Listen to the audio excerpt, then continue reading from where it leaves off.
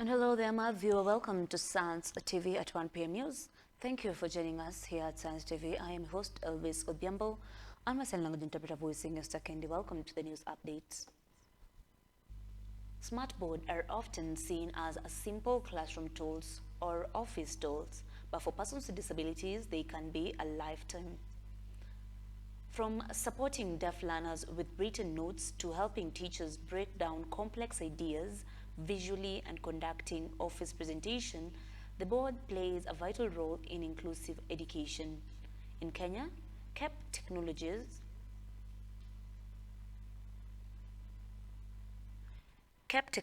based in China is manufacturing affordable and durable whiteboard while combining accessibility. According to the tech firm, boards are more than a writing surface, they are a bridge for communication and inclusion. As Kenya moves forward, disability-friendly learning space, innovation like this are helping to write a brighter and an inclusive future.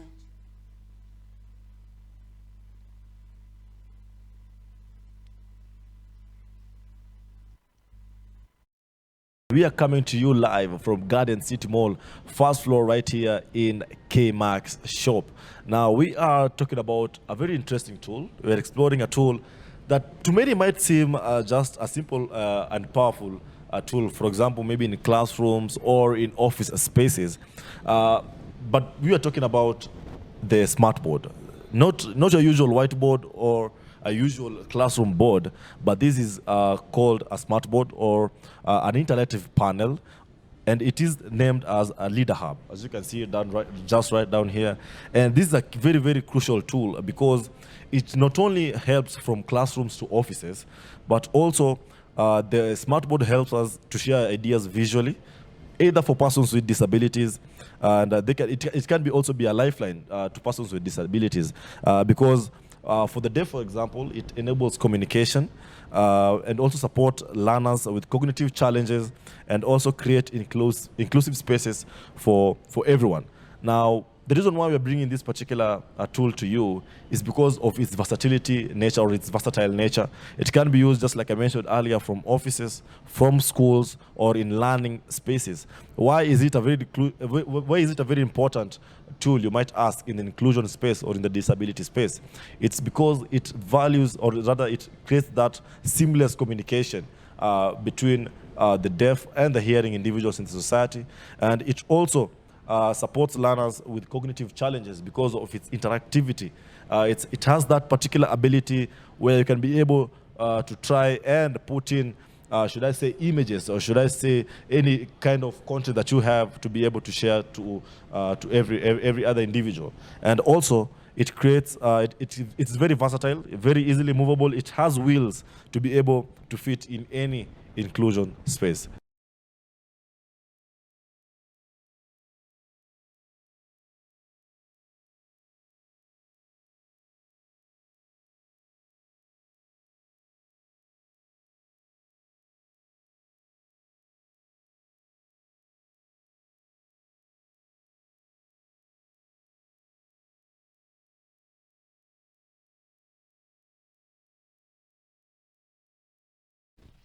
And away from that news update, the Interior Cabinet Secretary Kipchumba Murkomen has dismissed claims that Jubaland forces are operating inside Kenya.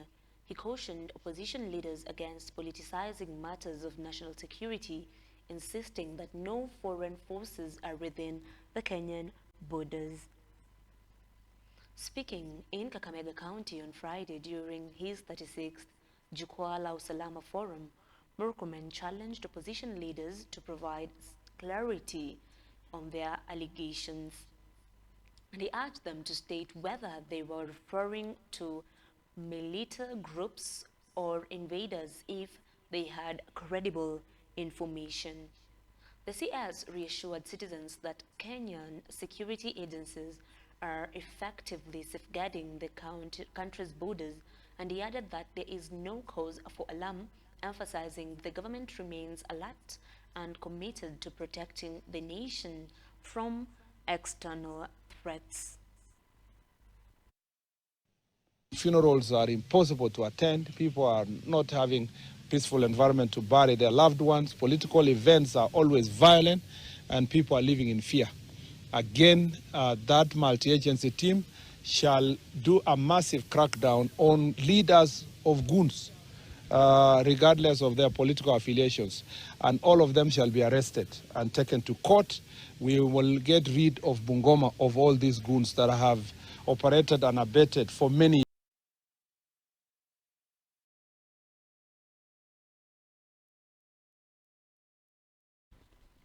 And away from that news update, leaders allied to the broad-based government have condemned the opposition's stance on compensating victims of a recent protest. Speaking in Homabay County on Friday, they maintained that the compensation exercise was necessary and lawful, contrary to the opposition claim. The leaders had gathered at Raila Odinga Stadium for the commissioning of Grande Ogade Girls High School Library, where they accused the opposition of politicizing a humanitarian initiative. They argued that victims deserved recognition and support to help restore dignity and promote healing among the affected families. They further argued that the opposition urged the opposition to abandon unnecessary criticism and instead support efforts by the government to unite the country through addressing the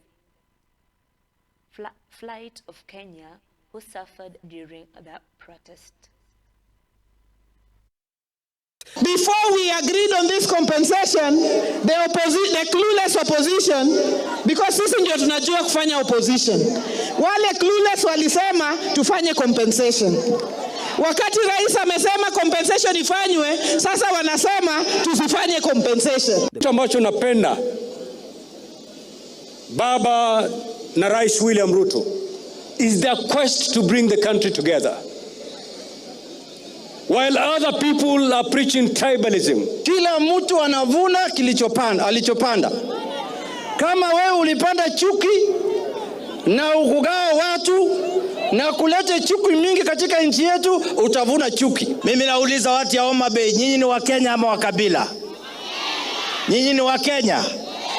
Nyinyi mnaambiaje wa kabila waende wasiende? Nyinyi mnataka kuwa siku moja rais atoke hapa Homabay. Inawezekana haiwezekani? Si inawezekana? Huyu Mature Paulsa ni mtoto yangu.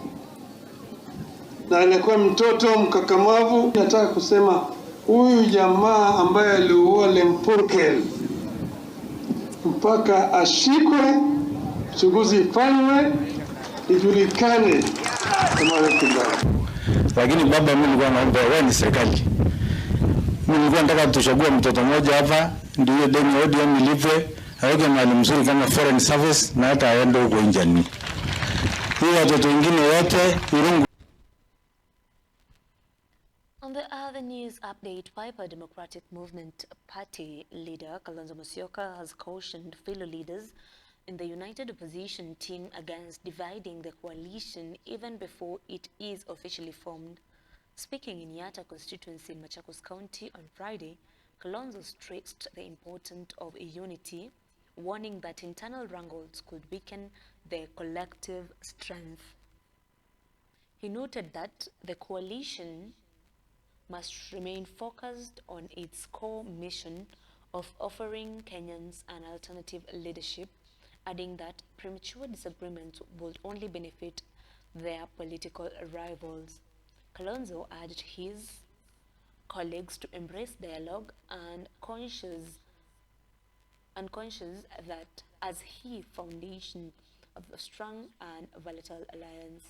During the event, Kalonzo and other leaders also criticized the Kenya Kwanza administration, accusing it of protecting Jubilant forces in Mandera County. They claimed that the government was turning a blind eye to the suffering of residents in the border region and vowed to continue championing for the rights of Kenyans. We need to build one team.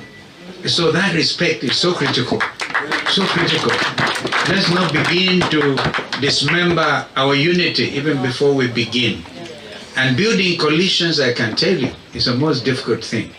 Tukifanya uhusiano huu, tukibuni mambo yetu haya, jameni tusiharibiane. If you have any information about any of us, because we must always check with the principals. We have agreed is our spokesperson for our togetherness. And we have seen a few people express displeasure. But let everybody, it's a democracy. We have made our choice. Well done, my brother. We are at a moment where we are not trying to prove that any generation is better than another. We do not want to compete between generations. I've said it several times before, we are betting on our differences. You will lose your bet for sure, because we are not going to disagree.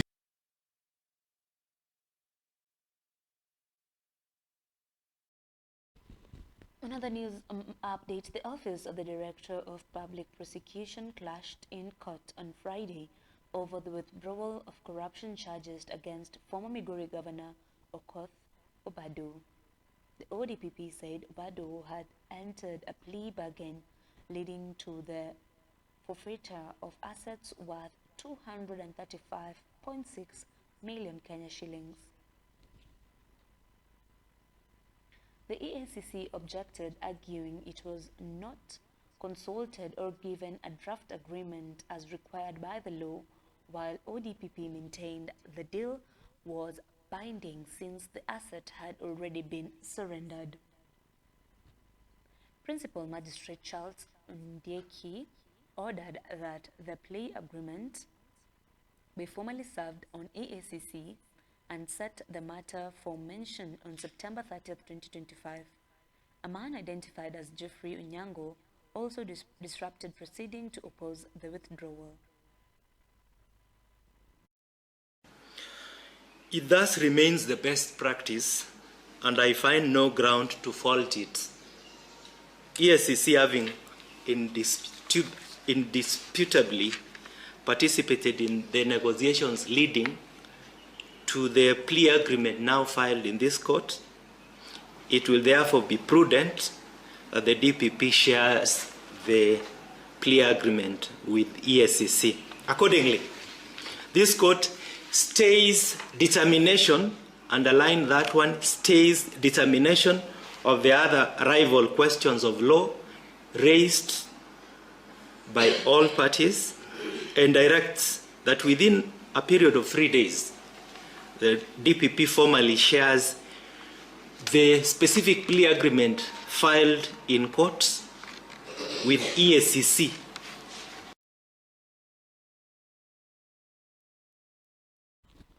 And now the Director of Public Prosecution, Ranson Igonga, has directed the arrest of Isiolo Governor Abdi Guyo and 7 others over the allegations of kidnapping and robbery of a former county chief officer for health in June 2025.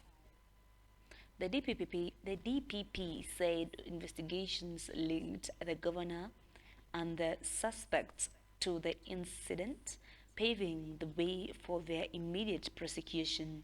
He stressed that the move was guided by evidence and the principle that no one is above the law.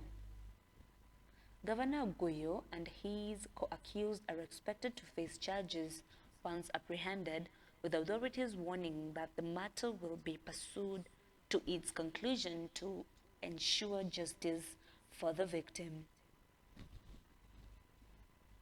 And away from that news update, police in Nairobi have arrested 214 suspects in an ongoing crackdown within the Central Business District.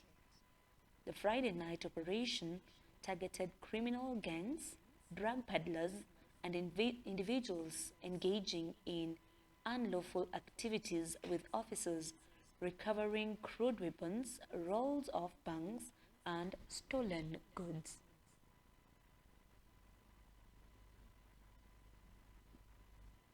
Nairobi County Commander George Senda said crime is not only happening in the streets but also online. He cautioned TikTok content creators against exploiting security incidents to chase clout or misleading the public on attack warning that such actions amount to criminal conduct.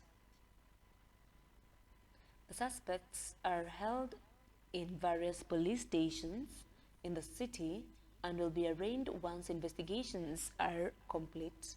Police further warned that the operation will continue until criminal elements are flushed out of the CBD.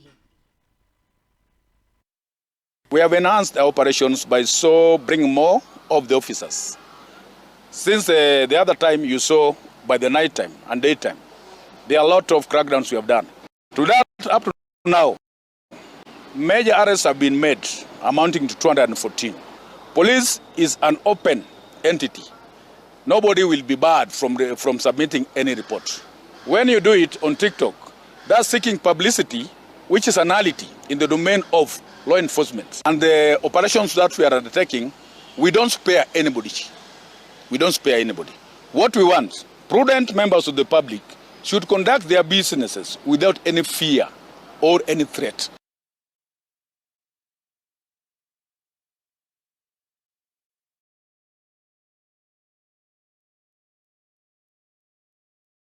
Now to our final news update. Health workers in County have issued a 7-day strike notice over unpaid salaries and delayed promotion, lack of security in health facilities, and inadequate medical coverage. The workers said the persistent neglect has demoralized staff and strained service delivery. Through their union officials, the health workers warned that unless the county government responds to their grievances within the notice period, they will down their tools, paralyzing services in hospitals and health centers across the country. He called on Governor George Natembeya administration to prioritize staff welfare, cautioning that failure to address the issue could worsen the already fragile healthcare system and endanger the lives of patients who depend on public facilities. And we've come to the end of the news update. Thank you for joining us here at Science TV. I have been your host, Elvis Odhiambo. Don't forget to engage with us through our social media platforms. I have been your host, Elvis Odhiambo, and my sign language interpreter, Esther Kendi. Enjoy the rest of your afternoon.